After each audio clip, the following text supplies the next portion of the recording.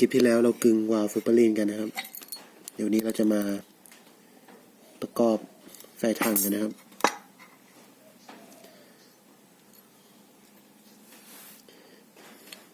สปริงตัวนี้เราต้องเปลี่ยนใหม่นะครับอันที่มากับวาล์วใช้ไม่ได้นะครับมันแข็งเกิน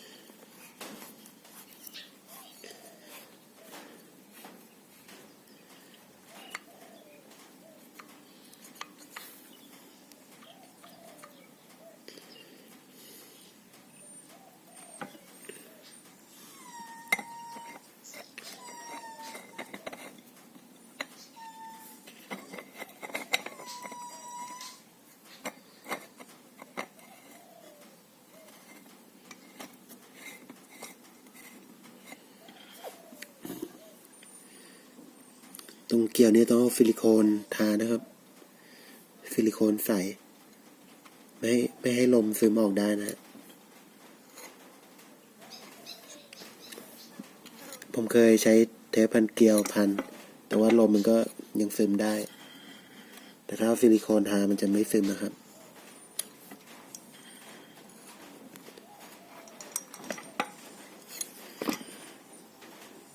ซิลิโคนก็เป็นรอบแบบนี้นะครับต้องซิลิโคนใสอย่างเดียวนะครับถ้าเป็นพวกซิลิโคนขุ่นมันจะไม่เหนียวแบบนี้ลมมันจะซึมได้นะ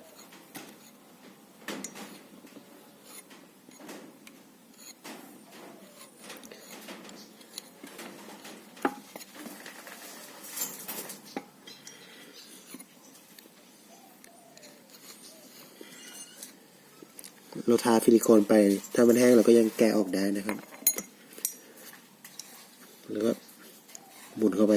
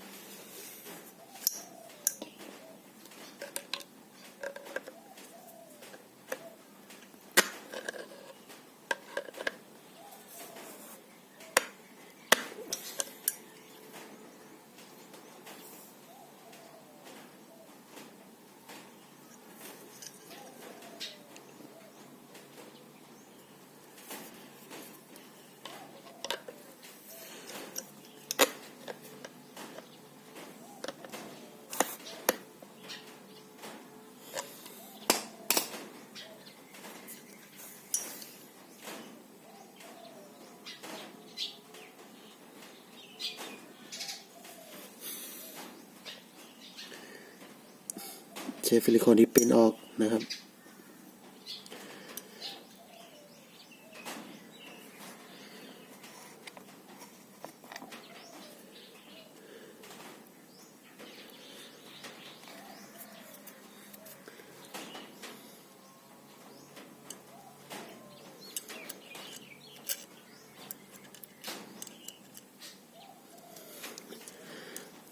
ขันน็อตนะครับจุ๊บตัวนี้ไม่ใช่มันเป็นจุ๊บจักรยานนะครับจุ๊บมอเตอร์ไซค์แต่ว่าผมแปลงไฟข้างในใหม่นะครับสามารถรับแรงดันได้3-4 พันสบายครับ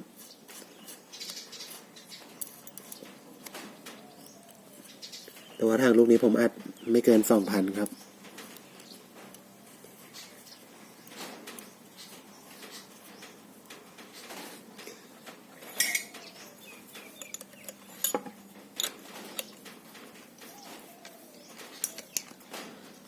ขายแค่ตึงมือก็พอนะครับ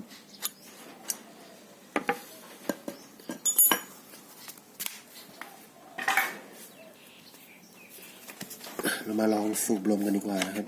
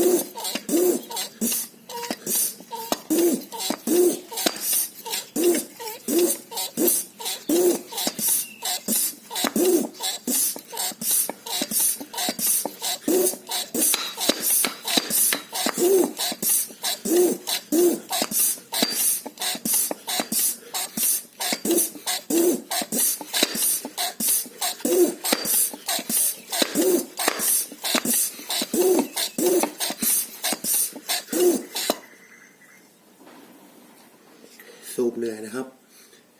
หอบเลยตอนนี้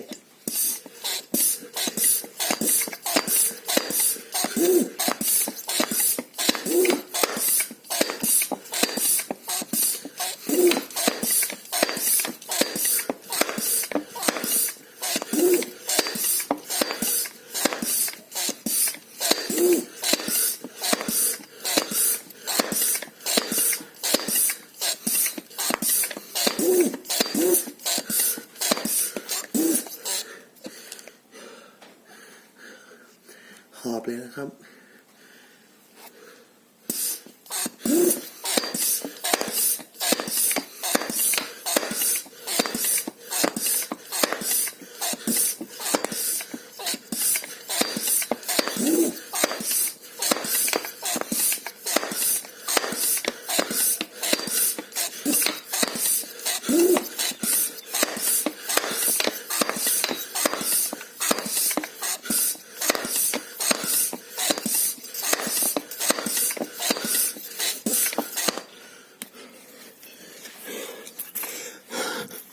หอบเลยนะครับ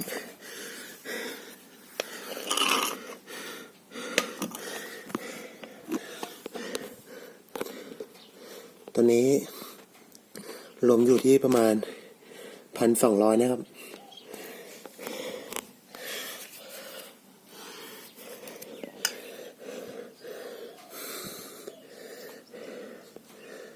ตัวโฟกับตัววาล์วเกต1,200แล้วกันนะครับเหนื่อยครับ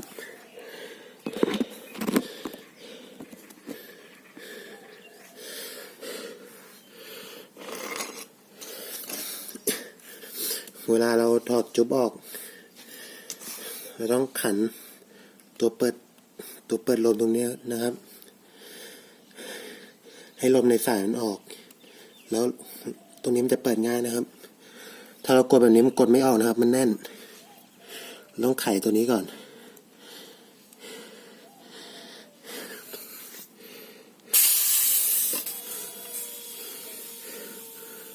พอลมในสายออกมันก็จะถอนง่ายนะครับเห็นไหมแล้วก็ไขตัวนี้เหมือนเดิม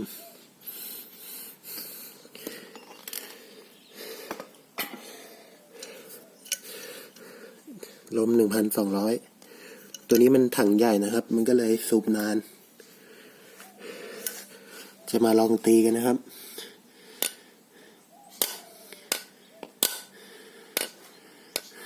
ไม่มีแรงครับ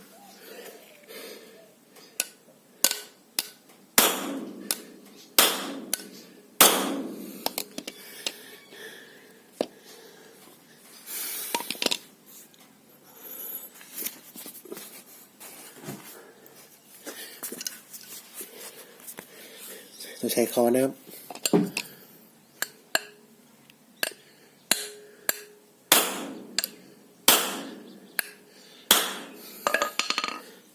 ตีแตกง่ายอยู่นะครับ